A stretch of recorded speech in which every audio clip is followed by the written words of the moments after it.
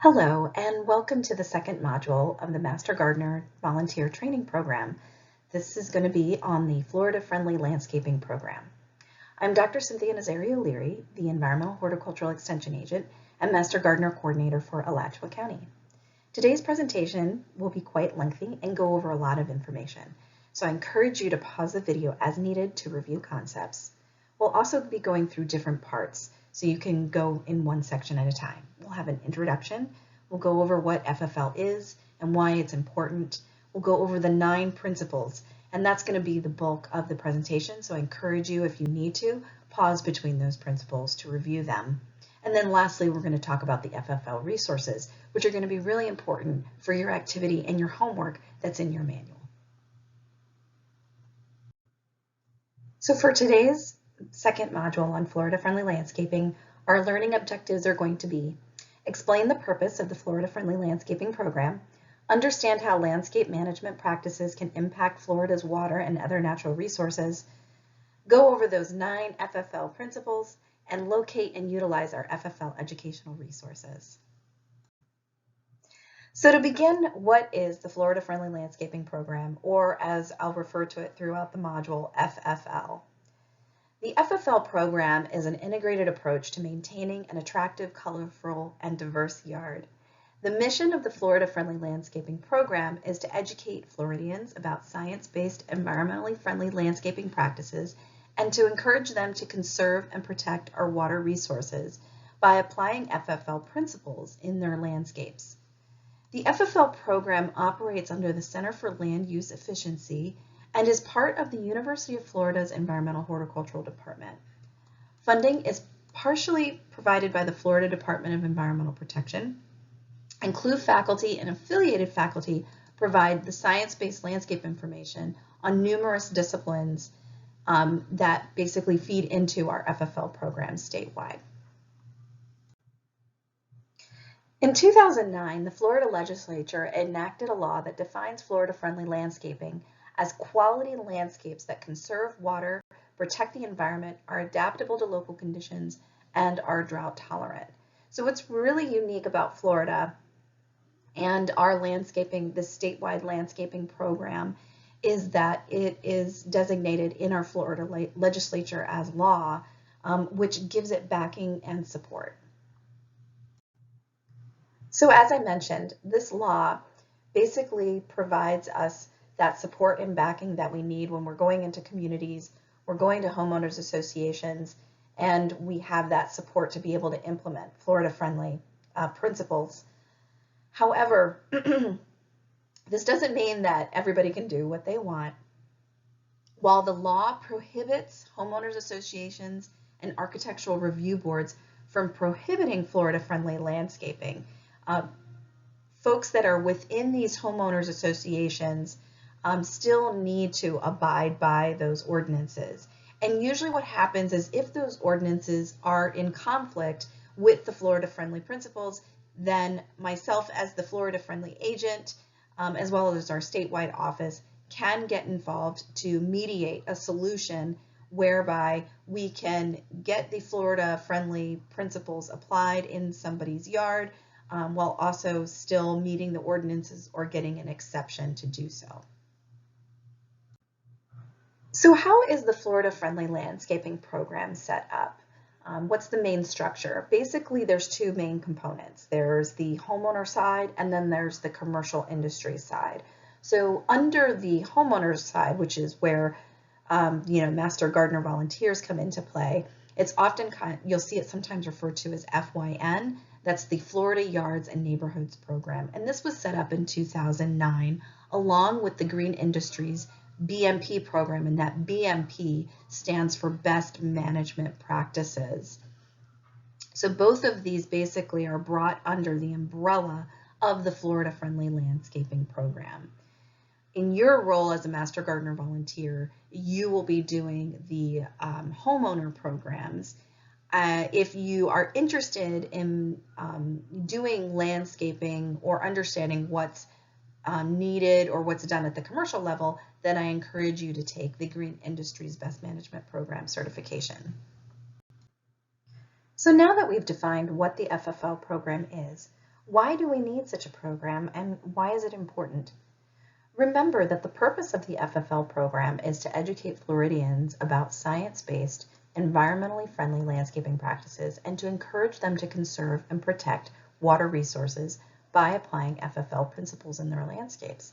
So why is protecting our water resources so important? Florida's increasing urbanization, coastal development, and population growth continue to tax our water resources. Hence, the goals of the FFL program are to conserve that water, reduce the water pollution, and preserve our natural resources while enhancing the lives of all Floridians and future generations to come. Let's begin by talking about the importance of protecting water quality. One of Florida's greatest natural resources is water. It's aquifers, lakes, rivers, and springs. These water resources supply drinking water to our expanding population, contribute to the quality of life for Florida residents and tourists alike, as well as supporting wildlife. Over-irrigation and misuse of fertilizer and pesticides contributes to water pollution. Simple practices like cleaning up fertilizer spills, using the correct type of fertilizer and spreader, and making sure fertilizers and grass clippings don't enter our stormwater system are all practices that keep excess nutrients from entering water bodies. Changing how we use pesticides can also make a significant difference in how much and what kind of pollutants get into our waterways. So let's dive a little bit deeper into why the misuse of fertilizers and pesticides can be a problem for water quality.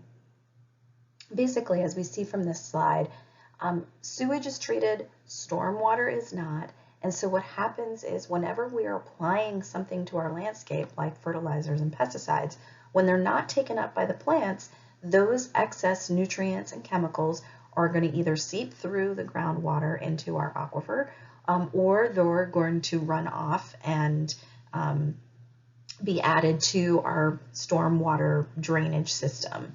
So that stormwater drainage system is not treated, and what it'll do is it'll enter into one of our water bodies. And so what happens is when you have this excess nutrients or chemicals that are going into these aquatic systems, they can alter these aquatic systems. They can actually stimulate plants and algae to grow, which can change the composition of the lake.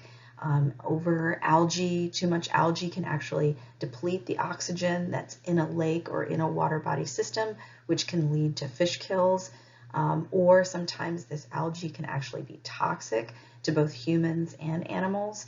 The nutrients can also stimulate plants, and if there's invasive plants within the area, that can stimulate them to become an even bigger problem. So what FFL really tries to do is implement principles that are going to limit the amount of excess nutrients and chemicals that we're applying to our lawns so that we can minimize that excess, the part that's not going to be used by the plant, getting into these waterways. So another reason that we implement, and I guess a goal of FFL, is to, address the situation of an increasing population and that interface between people and the environment. So this is a slide of showing Florida in 2005 with a population of about 18 million people.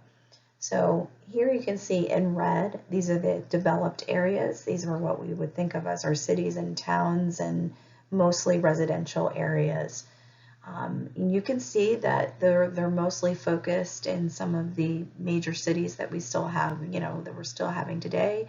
You have really along that southwest coast, a lot of development, as well as along that southeast coast, and then you have in that central area that, Orlando kind of expanding into Tampa. And then you also have development up there in Jacksonville as well. In the Panhandle, you've got Tallahassee, and some, even though that's mostly rural, you have some urban areas.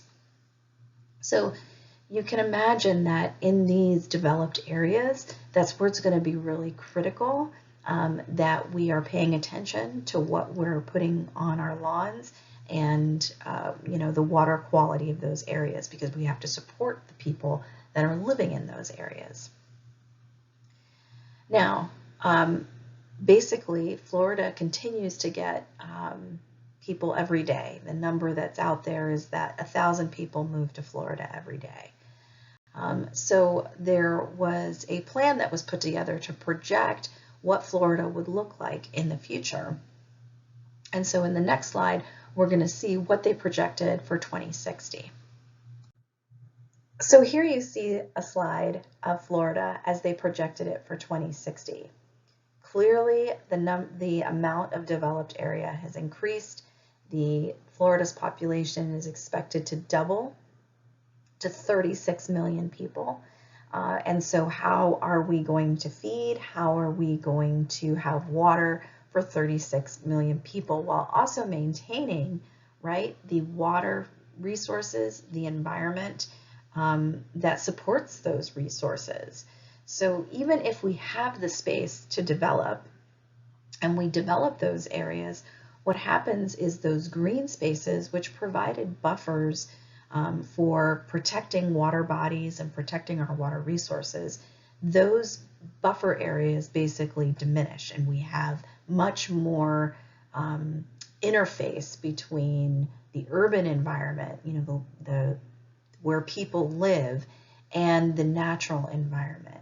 And basically, the ability of our natural environment to filter, to buffer our use of the water, our addition of nutrients and chemicals, that becomes strained the more and more area that we take up. So what FFL is trying to do is to what principles, what practices can we put in place so that as our population increases and our areas are developed, can we still protect those resources and maintain those buffer areas so that we can support not only ourselves, but also the environment around us. So putting those two together, as I mentioned, you can really see the increase in the amount of people and the amount of development that's going to come with that doubling of our population from 18 million to 36 million. And each one of those new residents is going to demand clean water, is going to demand clean water, but also is going to be adding pollutants and contributing to the conversion of rural land to urban land to support that. And so this resulting development is really going to increase non-permeable surfaces. Like I said, it decreases the amount of the natural systems to filter and buffer those extra nutrients and chemicals, and be able to filter that polluted runoff before it returns to the ground and surface water. So that's where FFL really comes into play to see, you know, are there things we can do to minimize that negative impact? Of course, we not only need clean water, you know, for us to survive, for us to drink, but also the value of our water resources and maintaining good quality water resources, those that are not polluted, is really important for our economy. Tourism is the largest industry in Florida, $67 billion a year, $22 billion spent at beach destinations alone. So you can imagine if we don't have clean water, or the water that reaches our oceans and our beaches is not clean, that's going to impact our tourism and our economy. In addition, what happens on land impacts what's happening in our coastal areas and in those ocean water bodies. So when we have pollutants that are going out into the ocean, that's also going to impact our fishing industry, our aquaculture. And so it's really important, again, that we are aware that maybe what starts at our own place or our own interior place that may not be connected to water, that eventually what we do on our properties ends up out in these water bodies. And we need to consider that when we're applying things to our yards and lawns. So we've talked about the economic impacts on tourism, fishing. There's also agriculture. So of course, you know, our agriculture uses a lot of water, and it requires clean water as well to irrigate crops. Sometimes that water doesn't necessarily need to be treated as much as clean drinking water would. But the idea is that if we want to maintain the agriculture to be able to support a growing population, we're going to need clean water to do so. We need fresh water to do so.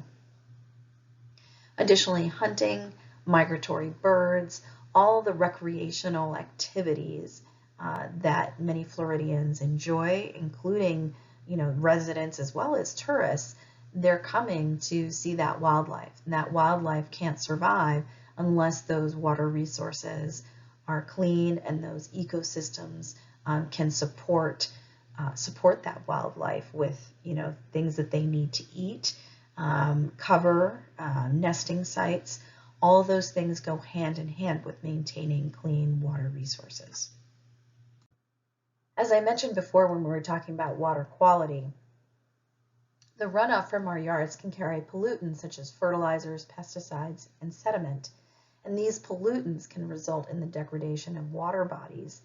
And as I mentioned, what they can sometimes do is stimulate algae blooms. And these algae blooms in and of themselves can be a health concern because many of them can cause illness, they can cause rashes, respiratory problems, neurological effects. And so we really want to make sure that we're able to minimize our input into causing these algae blooms. So your yard is the first line of defense in preserving Florida's environment and protecting those water resources. And so we move on now to the next part of our presentation, and that's discussing the 9 principles. Basically, this is the heart of the Florida Friendly Landscaping Program. It relies on these 9 principles to guide homeowners on creating and maintaining environmentally friendly landscapes. So we're going to go through each of these 9 principles, and I'm going to list them out here just so eventually, you'll hear these over and over again. I've, I think, almost memorized them.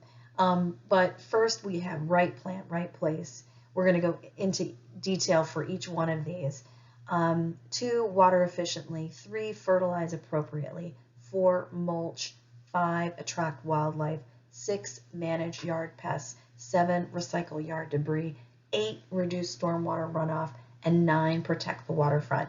And they're in the order they are because as you do each principle, so if you were going through each principle and applying them into your yard, getting that first one right, all the other ones are going to fall in place. And the same thing, if you start watering efficiently, that's going to positively impact the next principles. So in this section, this is going to be the longest section of the presentation, so I encourage you, if you want to review any of these principles, go ahead and pause the video, rewind, do whatever you need to do, but we're going to go through each of these 9 principles now in detail. All right, our first principle, right plant, right place. And I will say this probably over and over and over again throughout many of our presentations and our classes that we have. Matching plants to your site, your yard, wherever, even inside, is a key component of Florida Friendly Landscaping and just being a successful gardener and landscaper. If plants are adapted to the site conditions, they will require less irrigation and fertilizer and are less prone to pests. So basically, they will require less inputs by you. This can result in real cost savings and reduces the potential negative impacts on the environment. Florida-friendly plants are well adapted to growing in Florida landscapes and generally require little maintenance when planted under appropriate soil, light, and climatic conditions. Now, not all Florida-friendly plants are drought tolerant. Some are adapted to wet areas because we have a lot of wet areas in Florida. And while we encourage native plants, and I always encourage folks to look at native plants first, and because many of them are adapted to their natural habitats, some of them are not necessarily or haven't been bred for landscaping. And so sometimes they may not grow well in your yard. So Sometimes native plants can be tricky, but more and more as we look to native plants as ornamentals or adding them to our yards, many of them are also being bred to be more landscape friendly. So the first important thing that you need to consider when you're trying to apply that principle of right plant, right place is understanding your site, doing a site analysis. Some main site factors to consider are going to be your soil type, your soil pH, and your soil drainage. So how well does your yard respond to heavy rainfall? Does it quickly drain, or are there areas where the water sits for a while? Look to see if there's any flooding that happens. And so what I do, what I encourage new homeowners to do is kind of live in your house, a year or two before you invest in any heavy landscaping. You can add plants here and there, but if you're going to do a large amount of landscaping and spend the money to install a lot of plants, you really want to make sure that you're putting them in the right place and that they're going to survive. And so having an understanding of how the seasons, influence your property, how does the light change throughout the year? How is the light impacted by the shading of your house or trees nearby? Do you notice areas that tend to stay wet? Do you notice other areas that are more infested by a certain weed? Or maybe areas where you see nothing thriving. Those are all going to be clues as to what's going on in your site and what you may need to do to amend it to be able to be able to grow plants there successfully, or finding out what that site is so that you can get plants that are adapted to that site. So as I mentioned, some additional site factors to consider are that light, the full, the partial shade, which remember your house, the trees, those can all impact that. Views. What does it look like from outside and from inside the house? You want to make sure that, especially if you're going to be planting a tree that's going to be fairly large, what is it going to be in several years, and what is it going to shade? What is it going to block? What view may it obscure? Also, if you're going to be planting right outside your windows, make sure that you're okay with maybe a plant blocking some of that view or limiting that view, or else maybe plant something smaller that won't block that view. What about your hardscape? Think about your walkways, your driveways, your pool, or your fence. Is what the landscape you're going to put, is it going to complement that walkway, that driveway? Is it going to impede those walkways? Really think how it's going to mix in with that hardscape. And then maybe some structural limitations and obstructions. If you have utility lines, make sure that the things that you're planting underneath those utility lines aren't eventually going to grow up into those lines. Orientation of the house. Is it, facing west? Is it facing east, north, south? Those are all going to impact where you can grow things. Usually the north side of the house is cooler and more shaded, which means that you're going to need plants that have some shade tolerance. The west side can get very hot with that afternoon sun, so you want to make sure that you have plants on there that can take on that sun and heat. Some more things to know as you expand beyond just your yard is to know, the climatic conditions of your area. So generally speaking, for Alachua County, we are 8B, 9A-ish, depending on where you are. And of course, with our changing climate, we've noticed that probably, especially those in the southern part of the county, may have warmer temperatures. Basically, that annual minimum winter temperature is declining as as our climate is gradually warming. So you can Google, if you're not sure, you can usually Google plant hardiness zones. The USDA provides them, and basically, especially when you're using our FFL resources, you're going to be wanting to use plants that are zoned for that area. Now, if there's something that's on the cusp, Sometimes there's some trees that are zoned for areas further south that can do okay up here. I'm thinking of like tapabuias, which are typically more central and further south, but you will find them up here. Also, this is a good time to mention microclimates. You can create microclimates in your yard or in your home. Let's say you have a western facing wall that's brick. That wall is going to heat up in the afternoon sun and it's going to radiate that heat off. So a lot of times if you can put plants in, let's say, an alcove or something where that heat will get trapped, you can actually raise the microclimate temperature, right, of that area. And so you might be able to grow something that in that microclimate that wouldn't be able to grow if you just had it planted in the middle of your yard without any protection. So I use this as kind of a guide for which plants you're going to do, but if there's something that you kind of want to experiment with, then just know that it will probably need some sort of protection, especially if the temperature drops, but that we're kind of on the cusp and we can try some of those things in 10A. Mature size. This is one of those considerations that I think when it comes to right plant, right place is probably one of the ones that's often missed. And I think it's because, when we're out shopping for plants and we see this cute little bush or shrub that's, it's maybe like a foot tall or maybe 2 feet tall, and then it says, oh, but this plant gets 12 to 15 feet high. It's hard for us to imagine that that little thing can become such a big thing. And especially then when we put it into the landscape, right? It looks so tiny, right? That maybe we want to plant some other things next to it. Or we put it in a place where it's hard for us to imagine that it'll eventually cover that window up or that doorway up.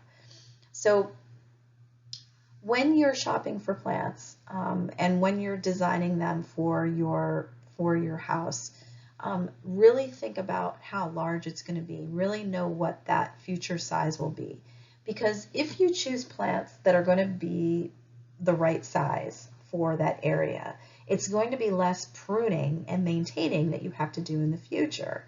You don't want to have to put in a shrub that every year you have to take a foot off of just to keep it under a window or something. I love this picture here of this. It's probably a large white bird of paradise sticking out from this pool screen. Because I guess they didn't want to move it from within there. Or this tree here that it was planted under these utility lines and now they have to cut it. Okay, that is a continual maintenance that if they just didn't plant the trees there, if they had just shifted them over, they could have avoided that. Probably, don't need that large of a tree or that tree with that type of habit along a roadway. So diversity is another one that I think too, visually, diversity can be sometimes of a challenge because you don't want to go overboard, right, with too many things that don't match. And sometimes it's easier to just plant all of one thing, especially if you're doing a hedge or maybe you're doing a border planting. The idea of trying to mix and match or add things adds a layer of complexity. However, when you plant in a monoculture, which is basically just one type of plant, you are basically putting all your eggs in one basket, right? And those plants become more susceptible to pests and diseases. So if one plant gets it, they're all going to get it. And once the pests figure out that there's a whole row of the same plant, they're going to go to town on that. So even though in some cases it might be easier to do monoculture, I encourage you that especially with hedges and border plantings, thinking about mixing it up. You can still clump, but think about mixing it up, maybe 2 or 3 species, to add some diversity to the environment. This can also provide varied habitats for wildlife. I noticed that with a lot of monoculture type landscapes, you don't see as many birds and wildlife visiting because they want to be able to sample from a bunch of different things. And each of those plants offers something different for, different wildlife, for insects or for birds or squirrels or, woodpeckers or, all the very different wildlife. They all use things in different ways. So the more varied the habitat, then the more wildlife too you'll attract to your yard. And of course, having more diversity allows that more seasonal interest because different things bloom at different times, and having different plants, they're going to have, some have different fall color, some of them drop their leaves, some of them don't. And so having that varied throughout the year is going to give you that seasonal interest. One of the critiques of FFL that I've heard several times is that, we're really anti-lawn. And we're not anti-lawn. I think we're more about it just doesn't have to be just lawn. But lawns can actually be quite functional. And I would say that if you want an area where you're going to get a lot of foot traffic, or you want a play area for your kids or your pets, then certainly lawns can have a function there. But there's also a lot of cases where, lawns require full sun. Most of them, even the shade tolerant ones, don't do well with less than 6 hours of full sunlight. And so what happens is, especially as you have mature landscapes with large trees, it becomes really hard to grow grass under those trees or in the shade that's given by that tree. And so in that case, maybe you want to look for, on an alternative ground cover that can grow in that shade. Water can also be an issue. A lot of turf is susceptible to fungal diseases if they are wet or flooded a lot. So again, making sure that where you have your lawn, that lawn can thrive in that area. Check the pH. Lots of different turf respond differently to pH. Some are more tolerant of higher and lower pHs.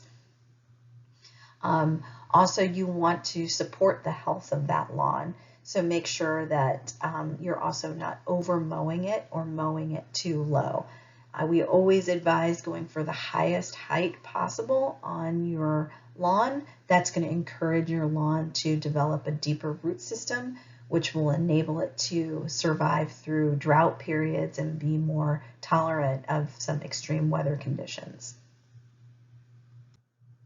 So I think the challenge with lawns comes when we want to have lawn as kind of that filler, but we forget that we have to maintain that little filler area. So lawns, while they, have that green filler type look to them, they still need to be regularly mowed or trimmed. And that becomes harder when they're in really tight spaces or these narrow strips or in curvy areas, tight areas.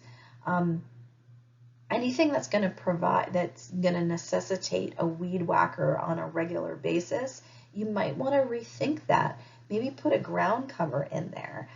Because doing a weed whacker, one, it's a lot of work, and you have the potential risk when you are weed whacking or line trimming that you could damage irrigation, you could damage trees if you get too close.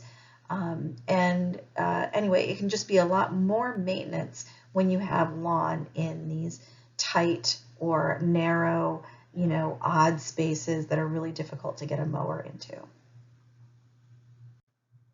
So the thing about lawns too, and about turf, is that turf can use a lot of water, and it's one of the main reasons why many of the newer homes had irrigation systems put in, is because to be able to establish those lawns and to be able to have those lawns look green and pretty and acceptable to folks, they needed to be irrigated.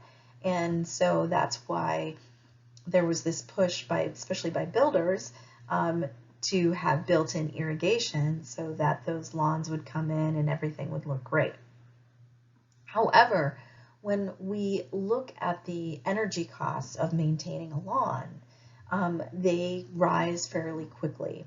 And so here's a comparison of two lawns. We have the landscape one, which is a 1/4 acre, and it's all lawn, or mostly lawn, other than a few trees and maybe some minor landscape. So that's 10,890 square feet. We compare that to a second landscape, which is the same amount of acreage, 1/4 acre, but it's only part lawn with 2,700, a little over 2,700 square feet of lawn. And then the remainder is planted with low maintenance plants. What research was found was that the landscape one demands 4 times the energy cost as landscape two in terms of mowing, edging, pesticides, fertilizers. That all adds up. So it's okay to have lawn, but think about why you want the lawn or what function the lawn is serving. If you need it, like I said, for pets or for kids or for a high traffic area, and it's easy to maintain and mow, then go for it. And it's going to have full sun. If it's going to be in an area that's shaded, maybe has a lot of curves, maybe there's some potential areas that you can create more interesting with a diverse amount of plants and landscaping, you can minimize actually the amount of effort and inputs into your yard. So here are a few examples of applying the FFL principles about, right plant, right place, and maybe looking at some alternative approaches to your lawn. So on the left, we have the before. This looks like a typical backyard. You have your shed, and then you have access to that shed, and then you kind of have your border landscapes surrounding probably the house. Yeah, the house is on the left there, and then the side of the border of the property is on the right. So you have these very narrow landscape strips with a wider amount of lawn. Now look at this after picture. So clearly what they needed was they needed access to the shed, and they used a hardscape, which enables them to, take out a wheelbarrow or other cart easily on that hardscape, right? So instead of the lawn, which they needed to be able to walk on with traffic, they substituted a hardscape, but notice it's a fairly permeable hardscape with the smaller rocks in between the pavers. So we've got some adequate drainage there. And then around that hardscape, we've had some landscape plantings, which really add interest to the landscape and kind of create that more meandering journey through the garden. And I think what it does too is it focuses what the purpose of this space is, which really is to access that shed while also providing some beauty along the way. Okay, so here we have another example of an alternative approach for our lawns. So here we have another backyard with our shed. And you can see that the lawn here is not necessarily thriving. There are some bare spots clearly under those trees. It's very mulchy, it's bare. So really trying to here put in the right plant, right place to really enhance this space. And what we see in the next picture after is that they've moved the shed, and what they do is they've created a space where they would like to hang out on their swing. Again, putting in the walkways so that you don't need grass to walk on. Where they want to direct people to walk, they've created a very permeable hardscape with the kind of the crushed stone. And then you have very diverse landscape going on, kind of enticing you into this swing area to enjoy. So definitely converting a probably an underutilized space that was really only used to access the shed into kind of an experience. Now they can go out into their yard and experience the yard and experience the different plants. Okay, and here are some more examples of using FFL landscaping to kind of substitute instead of just having all lawn.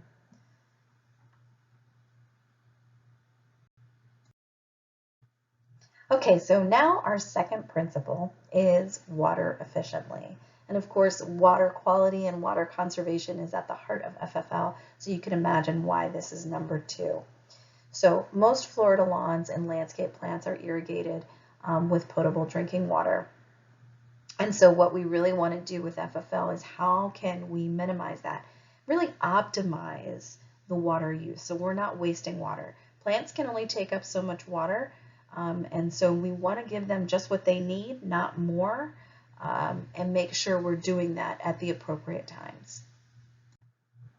So really the goal of the FFL landscape design, especially when it comes to irrigation, is how can we design and install landscapes that require the minimal amount of irrigation after establishment. And one of the main things here when we talk again, like we mentioned with the lawn, is that the lawn is usually going to require the irrigation. So if we can basically only use lawn where we need it and where it's functional, then in other places we can use landscape and potentially really minimize whether we even need irrigation in those areas. Usually you need some sort of irrigation to get plants established, but once they're established, then a lot of times you can pull that irrigation off, and if the plants are in the right place, they should do okay. Okay, so overwatering. Overwatering is probably one of the main issues that folks have when they have problems in their yards. It's one of those things we want to keep providing more of something that if we think our plants are struggling, we want to provide more. But more is not necessarily better when it comes to watering and fertilizing and applying pesticides. You want to apply the right amount, the optimal amount that the plant can take up and absorb and use to address the issue. And so with watering, you really only want to water when the plants need it and in the amount that the plants can take up. When you overwater, it can encourage diseases, especially fungal diseases, from that accumulation of water, which is also, water is a great way that bacteria and fungal spores move around. So when you minimize wet leaves and wet soil, you're going to minimize that disease risk. Also, there's lots of weeds who will happily grow in an area that's really wet, as opposed to maybe your turf, which doesn't like its roots wet. And so what happens is then you have that move in of the weeds, because they're like, yeah, this is great, and the turf, the grass is like, no, I don't want to be here, and so basically the weeds move in. And a lot of times, like dollar weed in this picture, you will have weeds that are indicators that you have a wet area. They can also, wet soils can, or overwatering can promote shallow root systems. Basically the roots, because they're getting watered so much, they don't seek water further down. So you get this very shallow rooting. So if you want to encourage deeper rooting of both your grasses and your shrubs and your trees, only water when it's needed. So it encourages those roots to really grow down to seek that moisture further below. Overwatering can also reduce the oxygen available to the roots. When the soil is saturated with water, so when we are overwatering and we're filling up those gaps of air within our soil column, this can cause stress. Now, with many of our soils that are sandy, yes, they can drain fairly quickly, but if they're not draining, the water is going to sit there. And what happens is the roots of the plant are also sitting in that water, and they would basically drown. And when they drown, they actually look like they're wilting, but they're not wilting because they need water. They're wilting from too much water. So as I've mentioned before, only irrigate as needed.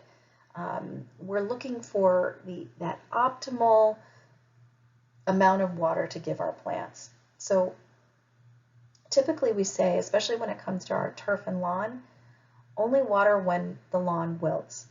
People think, well, isn't that bad, when plants wilt? It's bad when you let them wilt for a really long time. At a certain point, there is like a permanent wilting, which they won't recover from. But wilting is actually a natural occurrence that happens with plants. A lot of times you'll see plants wilting in the late afternoon, summer sun. but then they bounce back. And so the same with your lawn. When you start to be able to see the blades of grass kind of fold in, or when you walk on your grass and you'll see an imprint of your footstep, then you know that's a signal to say, okay, your lawn needs water. But it's actually okay. It will respond to that water, and you've given it water when it needs it. You want to water less in cooler months. Our grasses tend to go dormant in the cooler seasons. So if you're watering in the winter, you're basically wasting water because the plants aren't able to take that up. They're just not they're not actively growing, so they're not needing as much water to stay alive.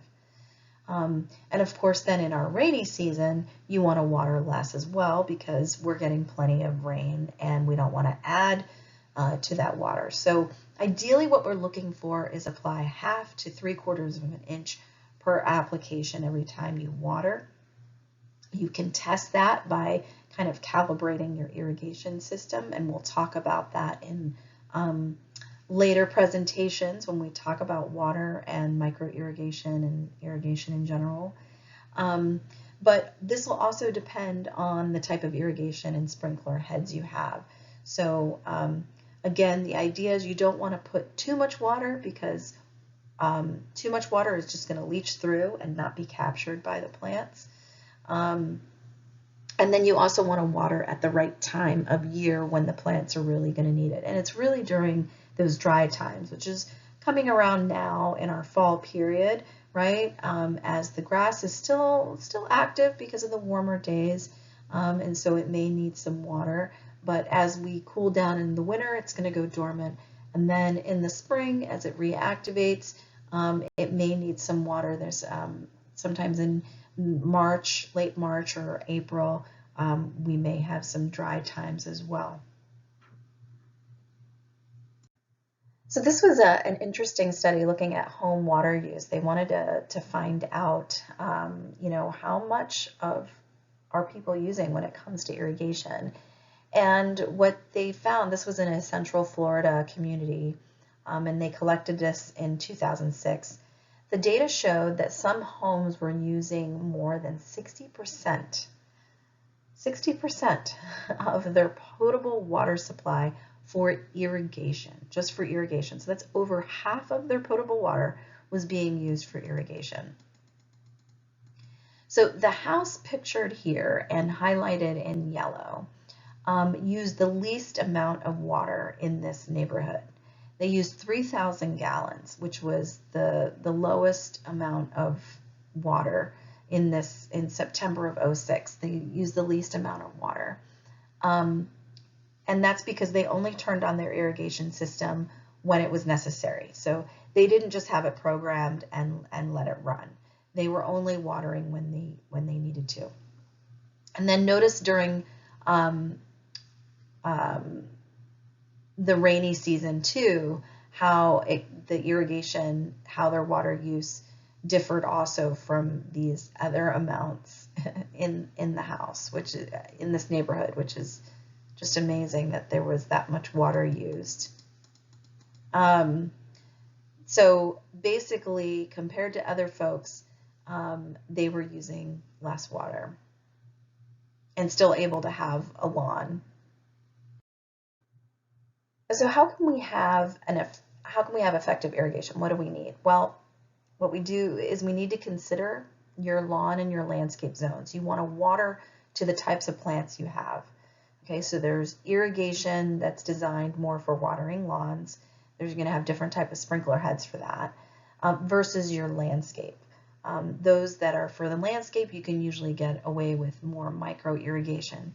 Because as I mentioned before, most of your landscape plants, especially if they're designed with the right plant in the right place, they're really only going to need a lot of watering at the beginning when they're getting established. Once they're established, again, you want to encourage that deep root growth, so you only want to water them when they're needed. And often, especially if those plants are in a place, you know, that they're designed to survive with the natural kind of seasons of rain that we have, they're going to be fine throughout most of the year. They may need water during some certain drought areas. But you don't want to mix your rotors and spray heads in the same zone. There's issues with pressure if you try and mix micro irrigation with regular sprinklers. It's just not going to work well. Make sure that you're adjusting your sprinklers to avoid watering surfaces. You don't want to water the concrete. The concrete's not going to grow anything, and if anything, when you water concrete, it's going to deteriorate quicker. And so try and make sure that your sprinklers are aimed so that they're not watering the concrete. Try and convert as much of your landscape beds to low volume irrigation or that micro irrigation, and then test your irrigation system monthly for any blockages or broken heads. This is where sometimes, what happens is people put in their irrigation, they figure it out, and then they really never look at it again.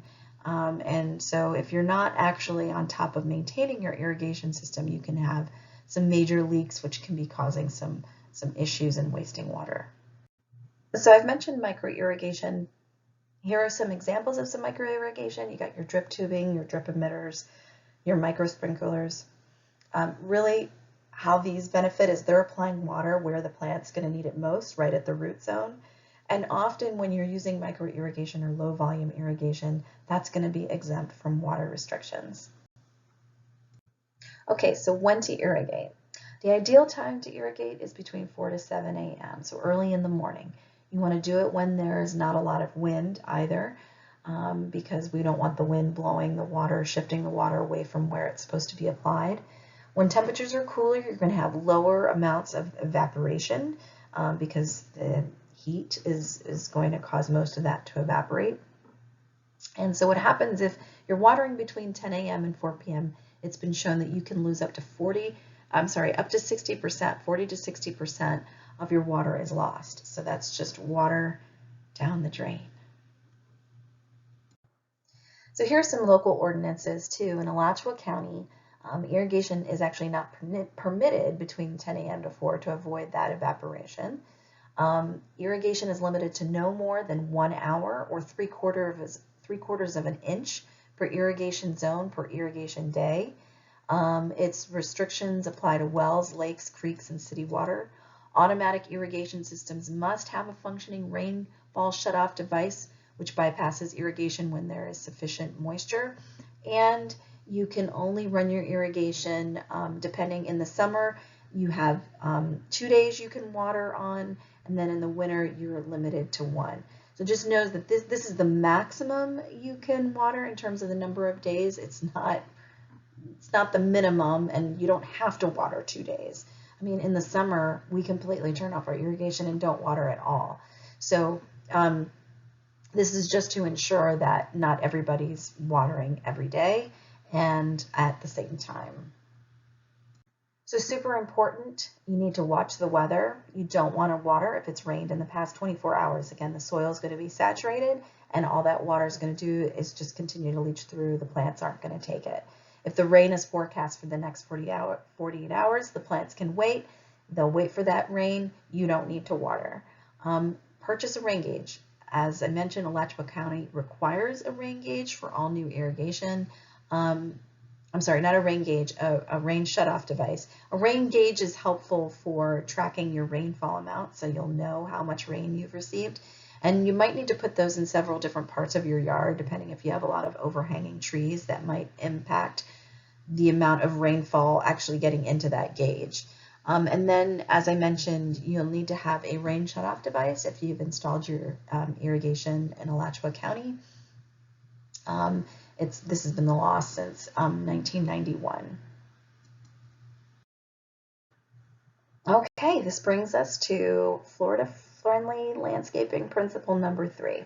Okay, so we've talked about right plant, right place, water efficiently. Now we're going to talk about fertilizing, because again, this is a big contributor to our non-point source pollution, which means all the different areas of pollution that can't be traced to one particular place, but that are getting into our waterways. And fertilizer is a main non-point source pollutant.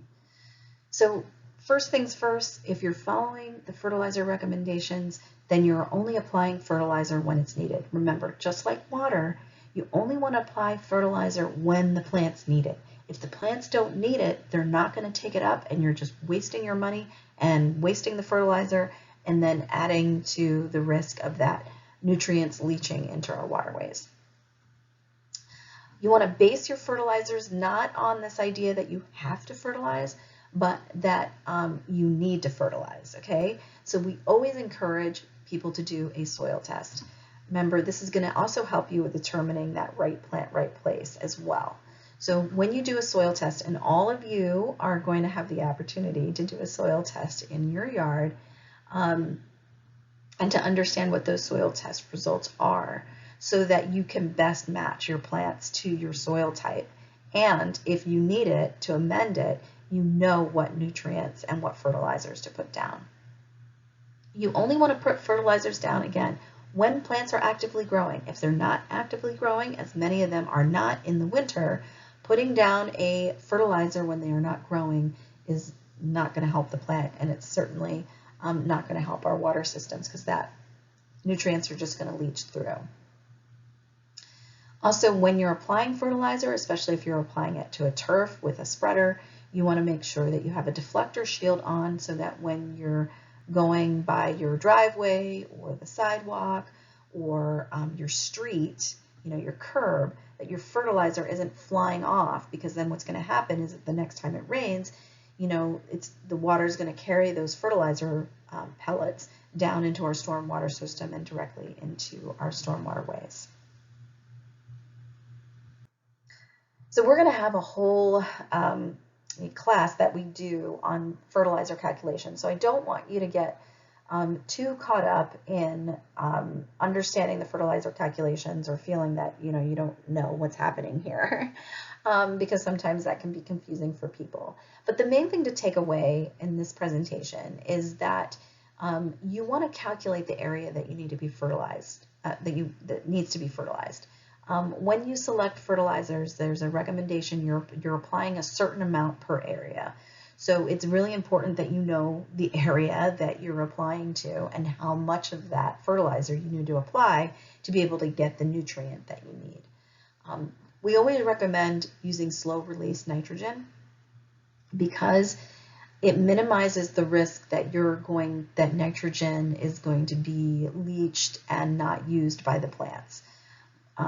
Unless you know exactly and you need to give your plant like a shot of nitrogen, what happens when you apply nitrogen that isn't slow release or controlled release is that it just goes into the soil. And so whatever the plants are able to take up, they take up, but most often there's always nitrogen that's not taken up and that's leached through. So a slow release or a controlled release means that the nitrogen is slowly released over time, giving the plants an opportunity to take it up and have less waste. We really encourage to avoid using these weed and feed products. They're extremely popular, and so many people call me about these things. But what happens is that while the idea seems kind of neat, I'm going to apply an herbicide and kill the weeds while I am feeding my lawn. But it doesn't always work that way, especially if the herbicide is not going to control that weed. Then you're actually feeding the weeds. So we recommend that if you want to apply an herbicide to control a weed or to control other plants, that you do that separately and then you fertilize as needed, instead of trying to put them both together at the same time. And then always read the fertilizer label. This is the same for pesticides or anything that you're applying. You always want to know what you're applying, how much, and what is recommended on that label. Remember, more is not better. So as with the irrigation, Alachua County also has a fertilizer ordinance. And basically this ordinance bans fertilizer for landscape plants. This is not your garden vegetable plants, but any landscape plants and turf cannot be fertilized from July to February. So we are currently in a fertilizer ban, which means that no nitrogen and phosphorus can be applied in that time period.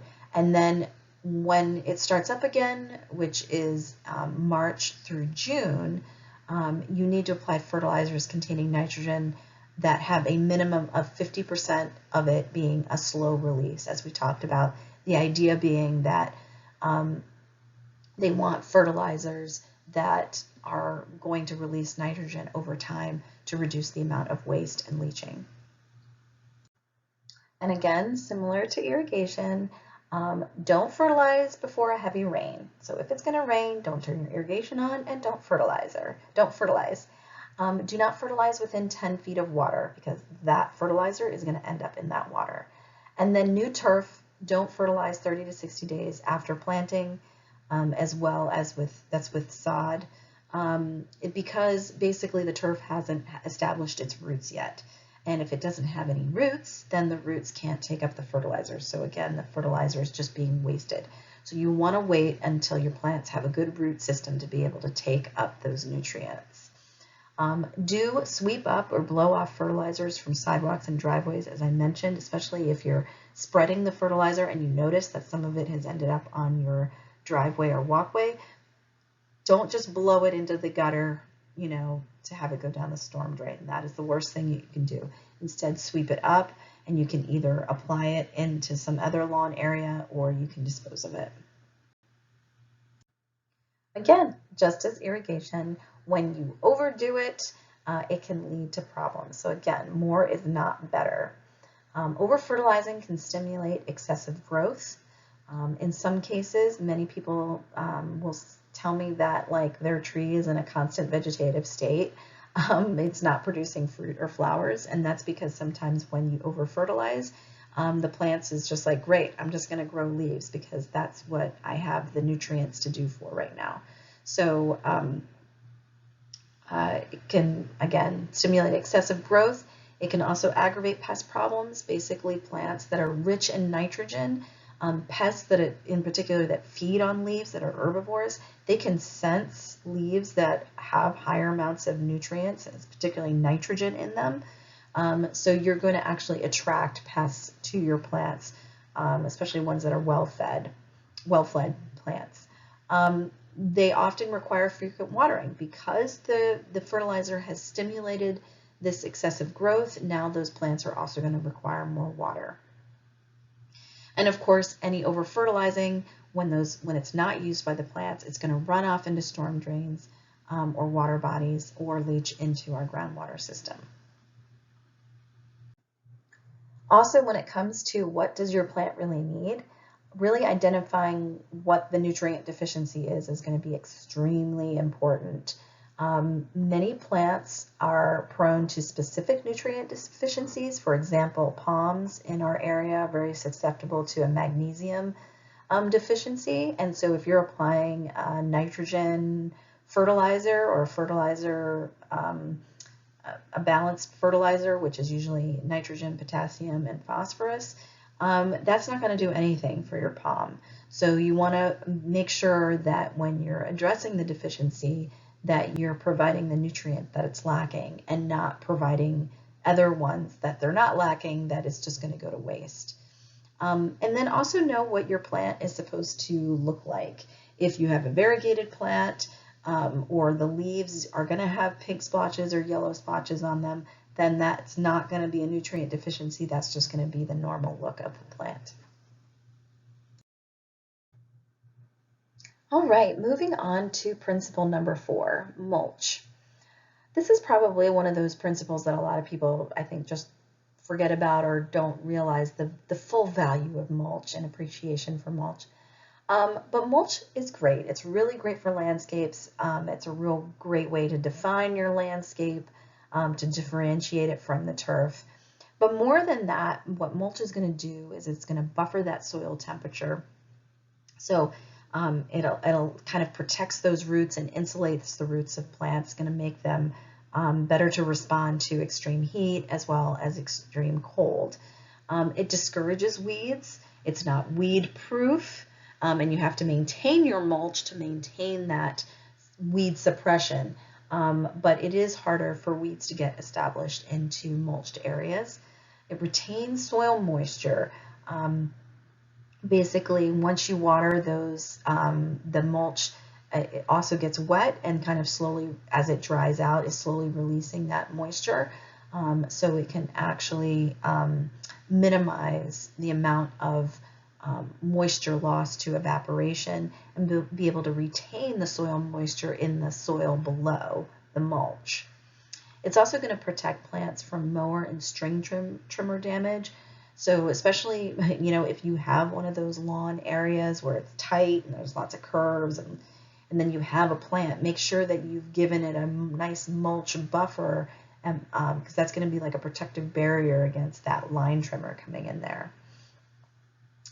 It can add some nutrients to the soil. This will depend on the type of mulch you have, but mulch is usually, it's going to be organic materials that are breaking down, and as they break down, they can provide some nutrients and sometimes even help with buffering the pH of your soil because of the organic matter within the mulch.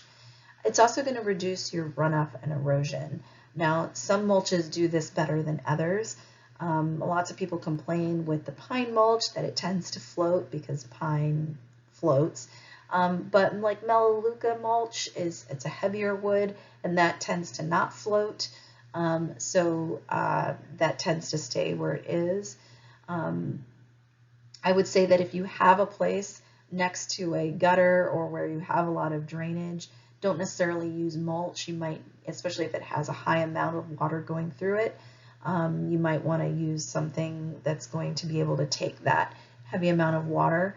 But generally for micro irrigation or minimal amounts of water, it's going to minimize the amount of erosion leaving those landscape beds. And of course, as I mentioned at the beginning, it's a real great way to define a landscape bed and separate it from the rest of the landscape. All right, mulching do's. You want to use organic mulches, especially those from your own property. I encourage you to use the plentiful amount of leaves that we get both in the fall and in our kind of second fall that we have in the spring. Those leaves, especially if you compost them, can break down and also provide a nice organic layer to our sandy soil. The key with mulch is to maintain the layer. So 2 to 3 inches is what's usually recommended. You don't want to go higher than that because then what happens is it can lead to rot or other issues. So just maintaining that 2 to 3 inch layer is going to be enough to provide its benefits without kind of going into some of the concerns if you're over mulching. You want to replenish it as needed. Usually that 2 to 3 inches will last you about a year here, maybe a year and a half. So just think about putting down fresh mulch as needed. Create self-mulching areas under trees. This is especially important. You don't want line trimmers going right up to the trunks of trees. Plus, a lot of times under trees, it's already too shady for grass anyway. So if you have a nice mulched area under the tree, it's going to have a cleaner look to your landscape.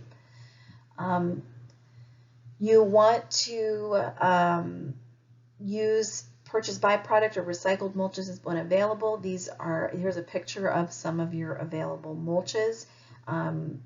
We're going to go into some of the don'ts, but all of these mulches will work. As I mentioned, the Melaleuca is nice because it doesn't float away. And our mulching don'ts. Don't use cypress mulch because you don't know where it's sourced from, and cypress trees are part of our natural environment, and when we remove those trees we can cause harm to those natural environments. So do not use cypress mulch. Don't volcano mulch. That's what's going on in this picture. And it's actually more common than you think, but there's this idea that you need to pile the mulch around the trunk. This causes rot at the base of the trunk, and it's where mulching goes bad, right? You have this high amount of mulch around the trunk of the tree. What you want to do is kind of create more of a donut around the tree, open that up, and make sure that the mulch is spread out. And we'll talk more about how to properly mulch and plant trees when we do our trees section.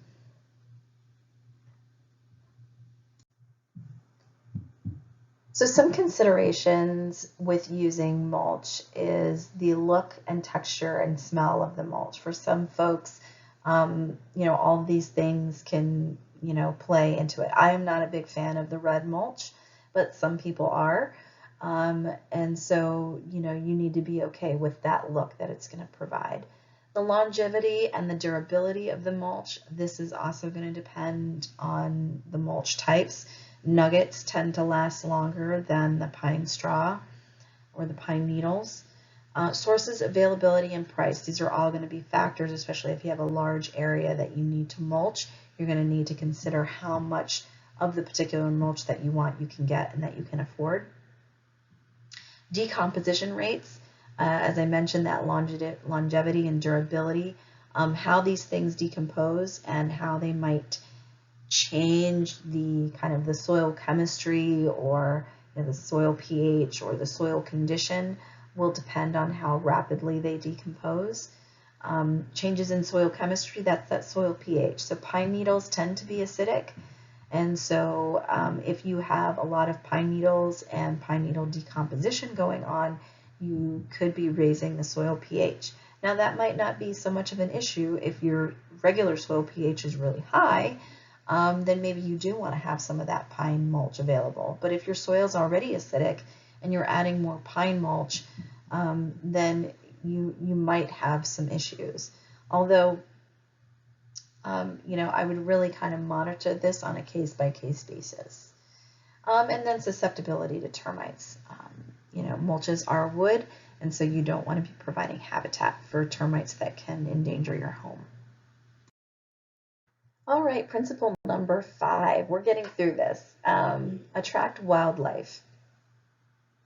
As you can see from this picture, if you go back to that slide where we talked about the urban development, this is probably one of the areas where FFL, it's really thinking about what is going to be that interface between our urban environments and the natural environment. And this is where, when we apply FFL principles in our yard, we can actually promote wildlife being able to survive in these urban environments. Because when we create environments or landscaping, we design landscaping with wildlife in mind, then basically we have more areas for that wildlife to go to, especially in areas that have now been developed and that habitat may be lost. And of course, if you enjoy looking at birds and other wildlife, then this can be really important. So creating backyard habitat, you want to think about, what you would need if you were going on a long road trip, like some of the migratory birds and insects. You're going to need your food, your water, and you're going to need somewhere to stay. So that's what they're looking for when they're looking for a suitable environment. They need their access to food, whether that's nectar, whether that's insects, certain type of plants. They're going to need water. And then they're going to need cover or shelter, or maybe someplace where they're going to build their nest.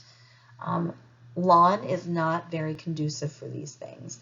So while there are things that do live in our lawns, when we mow them, we tend to dissipate those things that have been living there.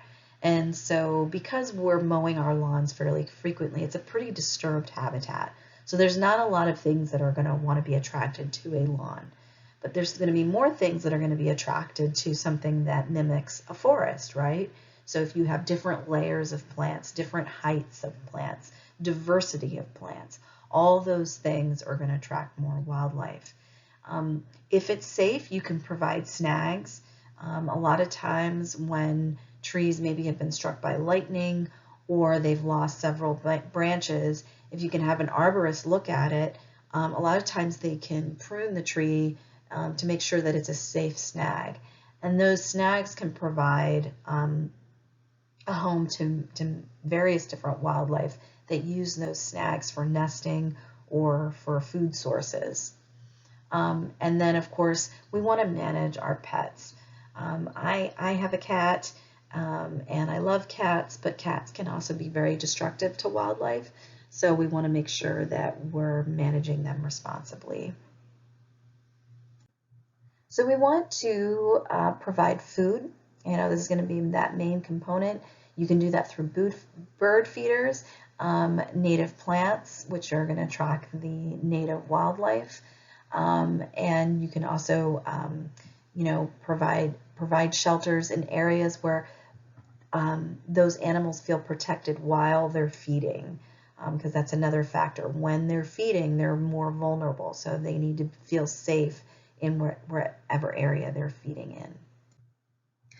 So water is essential to animals and insects just as it is to us. It's important for drinking. Birds like to use it for bathing, and certain animals need to reproduce in it, such as amphibians. The sound of water can draw wildlife just as it does for us. A nice babbling brook we might be attracted to. And even small amounts of water can aid many animals, especially if they're on a migratory journey. Having access to that water along their journey will be critical. All right, FFL principle number 6, manage yard pests responsibly. This is one I think is really important, and that's because so many of the questions that I get, that our Master Gardener Help Desk receives, is about controlling pests. And the first point on this slide is don't strive for a pest-free landscape. And really what that means is that we need to understand that our landscapes operate within a larger ecosystem. And it's impossible for us to have a pristine yard. Our plants depend on insects and animals and pollinators, and many of those insects depend on other insects that they're feeding on. So there's a whole complex web of life that goes on even within our yards. And if we start trying to control every single pest or even every single insect, what we're going to see is kind of a decline in the balance of that web. And then what it means is that we need to put more effort into being able to maintain the landscapes that we need, because we've now taken out those natural components that were keeping it healthy. So what we like to employ with Florida Friendly is an integrated pest management approach, IPM. And we're going to talk about IPM in detail a lot later because it's really important practice to understand. And most agricultural, farmers use IPM as a way to minimize the amount of chemicals and the amount of inputs that they have to put into their crops. Well, we can apply those same principles in our yard. So the first thing is using good FFL cultural practices. All these principles that we're talking about are also going to minimize the amount of pests that you have. Because again, if a plant is in the right place, it's not stressed, it can enact its defenses. And you'd be surprised, plants have their own mechanisms and their own defenses and immune systems to be able to defend themselves against pests and diseases. But when they're stressed, they're not able to do that as well. Routinely inspect plants for early signs of pests. I can't advocate this enough. If you catch it early, it's usually not a problem. The problem lies in that we usually don't try and treat it until it's a really big problem, and then it's going to cost us a lot more, not only in money to buy whatever we need to buy, but also our time. So try and get on it early. And that means being out there, scouting your plants, being a part of your landscaping and engaging within your landscape on a frequent basis. Try alternative approaches. Don't just go for the one approach every single time.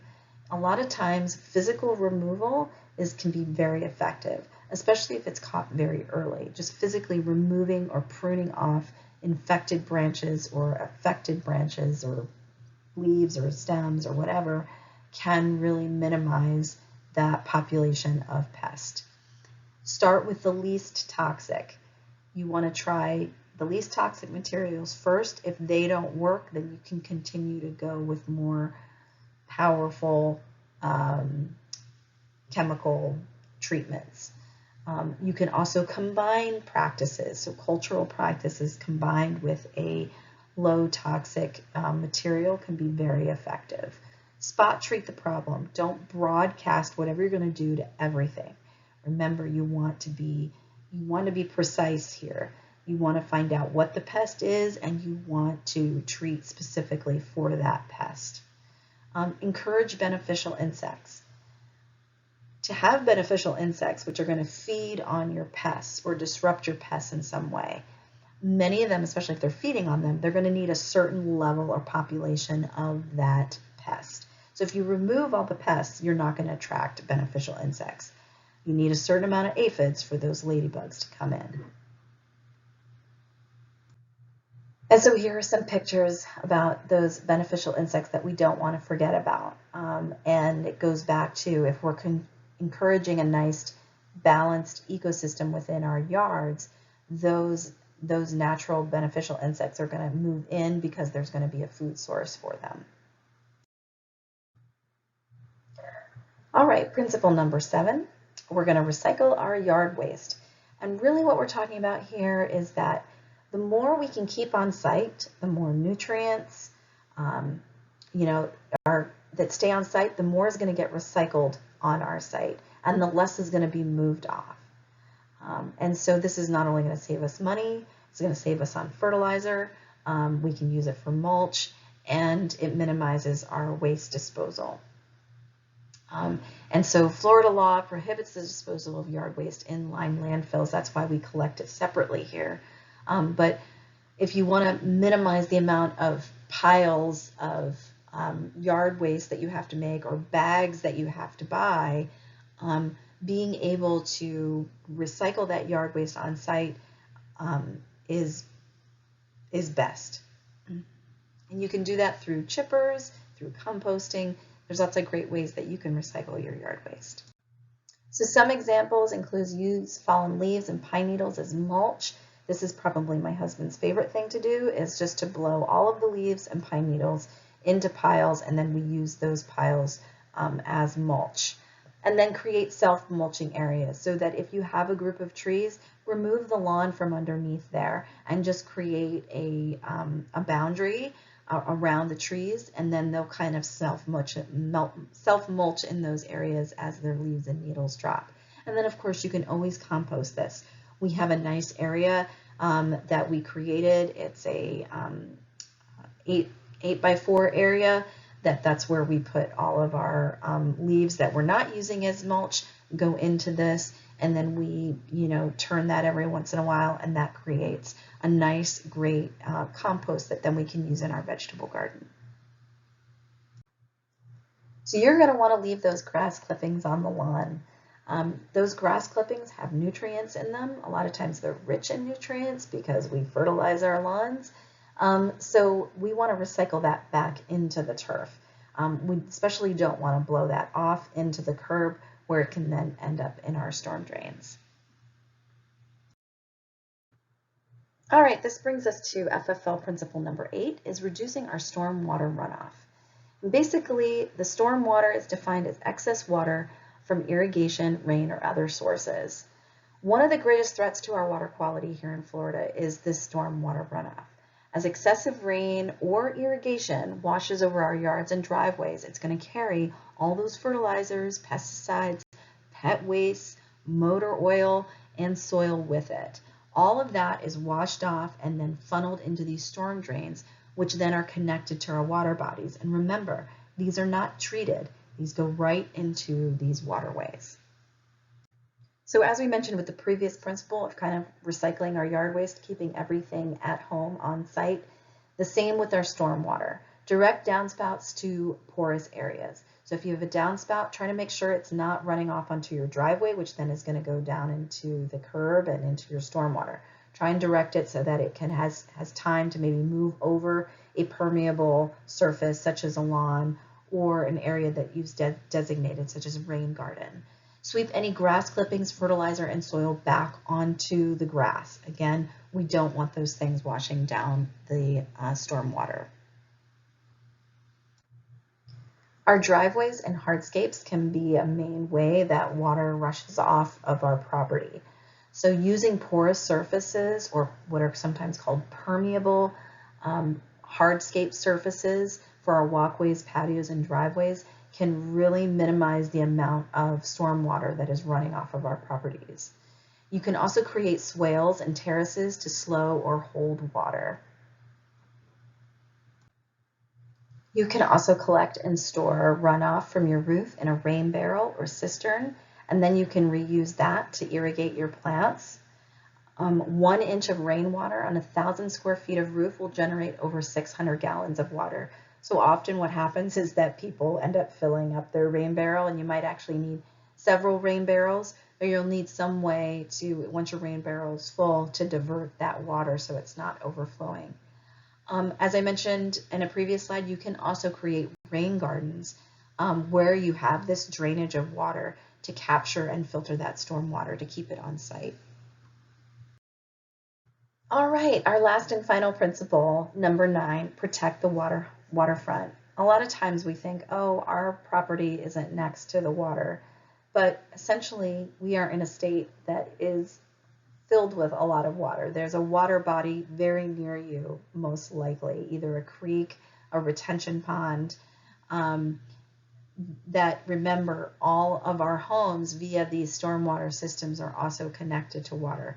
So imagine that wherever you are connected to the watershed, and the water that's coming off of your lawn is ending up in our water bodies. So most importantly, when it comes to protecting our waterways, is to maintain a 10-foot buffer zone of low maintenance plants between lawn and shoreline. So if there's that shoreline, can be if there's a creek, or if there's a stormwater pond or a retention pond or a lake, you want to make sure that there's a 10-foot buffer zone between the maintained plants, between the lawn and that shoreline. You can put plants in there that are low maintenance and that won't require a lot of pruning, or that will need a lot of access. This is going to help with reducing runoff, so anything coming off that lawn, if there's any nutrients, they'll hopefully get kind of filtered and caught in that plant buffer zone.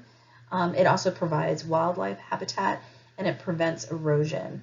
One of the challenges with this is that people sometimes consider these buffer areas as being messy, especially if they get weedy. So you really want to make sure that that buffer zone is kept, that it's maintained, but not overly maintained, but enough so that it's not going to cause people to want to mow it all the way to the shoreline.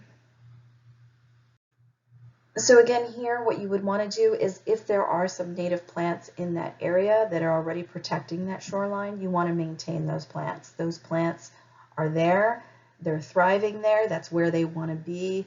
Continue to protect them. And then if you notice that there's invasive species within the area that could quickly take over, you'll want to actively remove those. If you're not sure whether something is an invasive species or not, you can always contact our county office or check with UF and state and local lists of invasive plants to see if that's what you have. Okay, now that we've finished going over the Florida-friendly landscaping principles, what I want to do is go to the next part of the video, which is to talk about what resources you have. And these resources will be key for you in doing your activity and your homework. So one of the first resources that we have, and these you'll be also getting in your goodie bags that you'll be receiving on your first day in class this coming week, is you're going to receive the Florida Yards and Neighborhoods Handbook, which now has a slightly different name, but basically, again, this is for the residential portion of the Florida-friendly landscaping program. And then the other key publication that you're really going to be interested in is the FFL Landscape Guide to Plant Selection and Landscape Design. I am constantly referring to this resource. It is just so helpful because it's a visual guide. You can see the plants, and then it lists all the requirements of these plants. So, the amount of light they need, how much water, whether they like wet soil or not, how shade tolerant they are, what zone they prefer. So you can go through and find out what's going to work for you in your particular area. And then, of course, this last research is more for the commercial landscapers and industries, but it's a guide for them in terms of best management practices. So I encourage you to go to the website and look at these publications. They're available online, but you'll also be receiving hard copies. The Florida Friendly Landscaping Program website has a ton of information, and I encourage you to really explore it. Some of the additional resources that I find really helpful are the apps. So these are going to be native apps, which just means that once you download them to your phone, you don't need internet connection to use them. So one of the really, I think, most useful ones for master gardeners is there's a one for plants. So it's basically that plant guide, but it's in an app. And so you can put in your zip code, and then it's only going to give you plants that are suitable for your zip code, which makes it nice because then you're not looking at plants that you want, but you realize you can't have because they're not in your zone. There's also an e-newsletter that's on there. There's also webinars that you can sign up for. So lots of great information on the website. Some other additional ones too include the landscape pattern books. Those are really helpful when we talk about landscape design, or if you're interested in installing a Florida-friendly landscape. These pattern books can help you visualize and help you begin that design process. There's also various tutorials to help you out as well. All right, so thank you. You made it to the end of this presentation. I know it was a lot of information, but just know that we are going to refer back to these principles throughout the course. So by no means do you have to learn everything now. A lot of these principles and ideas and concepts we're going to go into further. So you'll have plenty of time to kind of go over these. What I'd like you to focus on now is just exploring the resources. Do the activity that's provided in the manual, as well as embark on your first homework for this. And then, of course, when we meet in class, we'll be able to go over this and I can answer any of your questions. But just know that the Florida Friendly Landscaping Program is a statewide program. It has a lot of resources because it is funded by the state. It's been around now for almost 13 years, actually even longer than that. But so there is a lot of support here, and if you do have any questions, we should be able to answer it. So thank you again.